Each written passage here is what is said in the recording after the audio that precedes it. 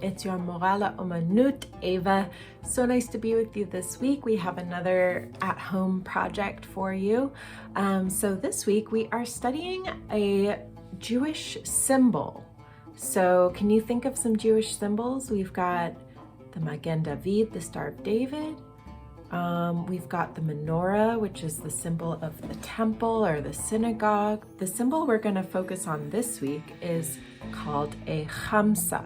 Can you say Chamsa? Chamsa literally means 5 in Arabic. Do you know the word for 5 in Hebrew, by the way? Echad, shtayim, shalosh, arba, chamesh. Does chamesh sound at all like Chamsa? Yeah, there's a reason for that, because Arabic and Hebrew are really close relatives. They're like siblings. This is a special symbol because it's not only a Jewish symbol, but it is also a symbol of a lot of different cultures, particularly Middle Eastern cultures such as Muslim culture and other Arab cultures. So this is a symbol that unites the whole region of the world, and also unites us, right, in the diaspora of Jewish people who don't live in Israel with people who do live in Israel.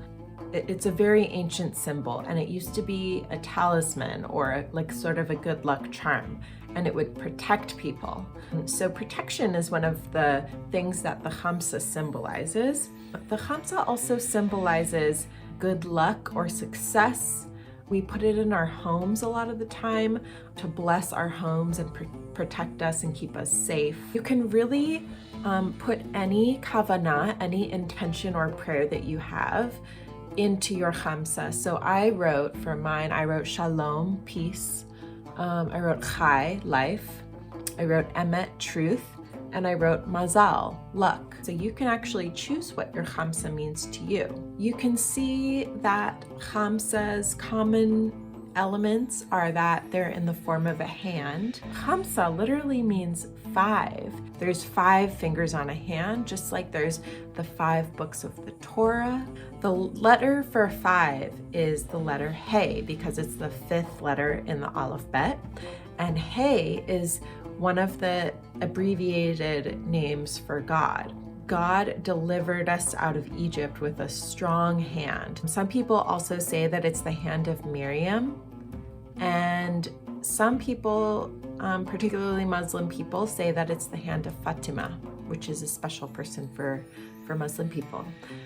So we can think of this in a lot of ways. There's often an eye on the Chamsa, which is protection from the evil eye. My Chamsa is pointed downward. Sometimes they can face upward too. This is a common way to draw the hand, with 3 fingers in the middle and then the pinky and thumb sticking out on either end. But you can make Chamsa the hand however you want. You can do this with just cardboard you have laying around and some aluminum foil from the kitchen and some glue. So let's get started. First, we're going to sketch the big, bold outline of our Chamsa. So the actual hand shape and maybe the eye or whatever letters you want to add. You can trace your big lines with glue, either out of a white glue squeeze bottle or a hot glue gun, and wait for it to dry. We're going to glue the aluminum foil to our cardboard, brush the glue over the entire surface, smoothing any lumps or puddles, stretch the foil over the wet glue, pressing it down firmly, starting from the center and working out to the edges. It's important to press over the entire surface so that all of the areas of the foil will stick to the cardboard. And fold the extra foil over the edge to the back and tape it down. Now, using a blunt pencil, so we don't want anything pointy, carefully, very gently indent the foil on both sides of the glue lines. Work really slowly so the foil doesn't tear. It's pretty delicate. Then you can add details, patterns, backgrounds by drawing into the foil very gently with the pencil. Fill the cardboard with lots of patterns and textures.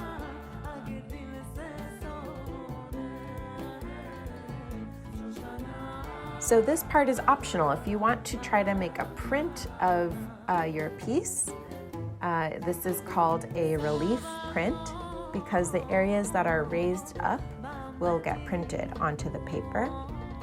So first place the printing plate on the scratch paper or magazine. You will put just a little bit of ink on the ink tray. Use the brayer or roller to spread the ink in multiple directions. You want the ink to look even before you roll it onto your foil. And then using strong pressure, roll the inked brayer firmly over the printing plate, the foil, several times. Refill the brayer by rolling it across the ink tray again, then roll the brayer over the printing plate in another direction. Repeat this several times, pressing firmly until enough ink has been transferred from the ink tray and is evenly coated on the foil. So now to pull your print, place the printing plate on a clean surface and lay the piece of paper on top of the plate. So now make sure you hold the paper in place with one hand and use the other to rub with the soft part of your fingers. Be sure to rub the entire surface, especially the edges, to get some nice edges. Holding one side of the print with one hand, lift up the other side to see if enough ink has been transferred. If not, let the paper drop and continue rubbing. When finished, gently pull the paper from the printing plate. You can make as many prints as you want to. So now we have a inked up foil. So I kind of like how this looks because it makes it look old and ancient, like as ancient as this Hamsa symbol is. So I'm just gonna sort of rub some of the ink off and leave some on. And if you didn't make a print and you don't have printing ink, you can also use black watercolor or other black water-based ink that you have. Put some on a tissue or paper towel and rub it around on your plate. That will also give it the old look that we're doing here. Thank you so much, Omanut, for joining me this week to make Hamsas. Can't wait to see what you make. Please share. And yeah, I'm wishing you a lot of safe, good feelings, a lot of good luck, a lot of success this week. And lahitraot. See you next time.